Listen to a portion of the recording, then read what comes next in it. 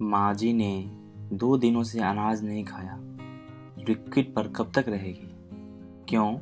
उनकी पसंद का कुछ बना दो। सब कुछ पूछा, जिद भी किया, पर बच्चे की तरह कर रही है। कुछ दिनों के लिए ऑफिस टूर पर गया था। हालांकि जाना ज़्यादा ज़रूरी नहीं था। आते ही नीलिमा ने बताया तो मैं चिंतित हो उठा।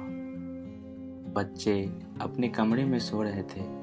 मैंने माँ के कमरे में जाकर देखा, शायद वो भी नींद में थी। सामने जूस का आधा भरा गिलास रखा था। मन सहसा बचपन में लौट गया। माँ आंखें बंद करती और हाथों में भात के कौर लेकर मुझसे पूछती, कौन खाएगा कौन खाएगा। मैं झट से उसके हाथों से कौर मुंह में लेता और चहकते हुए कहता, मैं खाऊंगा मैं खाऊंगा। नमक तेल के साथ चावल खिलाना हो या सिर्फ मार के साथ, इन रूखे सूखे खाने को मुझे खिलाने का माँ का ये तरकीब कामयाब था।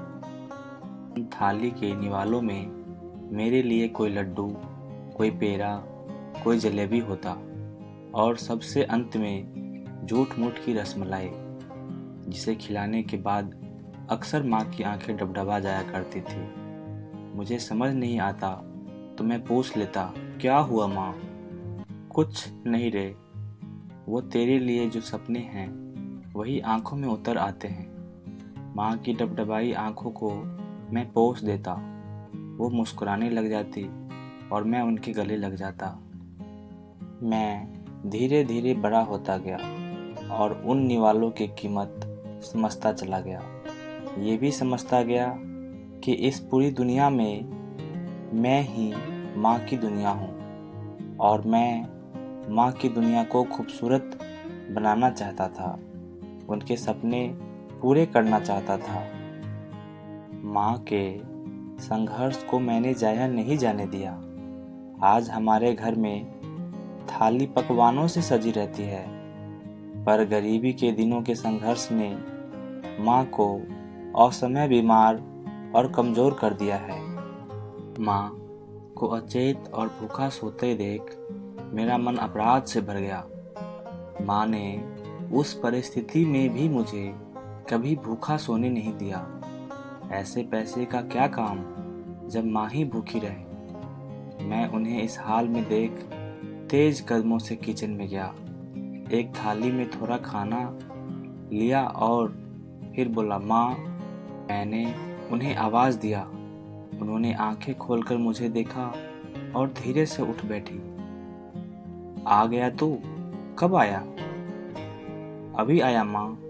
अच्छा चलो ये खा लो। उन्होंने खाने से बिल्कुल अरुचि दिखाई, अपना मुंह फेर लिया, बिल्कुल एक बच्चे की तरह। मेरी आंखें डबडबा आई थी, पर मैंने खुद को संयत कर अपनी आंखें बंद की और थाली से एक कौर लेकर माँ की ही तरह पूछा, कौन खाएगा कौन खाएगा। मैं अधखुली आंखों से उन्हें देख रहा था। उन्होंने अपना चेहरा मेरी तरफ किया और एकदम मुझे देखने लगी। शायद वो बचपन के दिन उन्हें याद आ गए। उनकी आंखें भीग आई थी। उन्होंने मेरे हाथों से वो निवाला लिया और बच्चे की तरह रो पड़ी। मुझे तेरे बिना अच्छा नहीं लगता बेटे। जैसे बचपन में थोड़ी देर माँ के ना देखने पर मैं रो पड़ता था, शायद माँ अब उसी अवस्था में आ गई थी। मैंने डबडबाई आंखों से उन्हें एक कौर और खिलाया। मैं अब एक दिन के लिए भी कहीं नहीं जाऊंगा माँ। माँ को अपनी दुनिया समझने वालों की जिंदगी में कभी भी किसी भी प्रकार का अभाव नहीं आता। मातृभक्ति बनकर तो देखिए, साक्षात घर परिवार स्वर बन जाएगा। भी अपने माँ बाप को कुछ तो समय दीजिए। उन्हें और कुछ नहीं चाहिए, बस आपका समय चाहिए।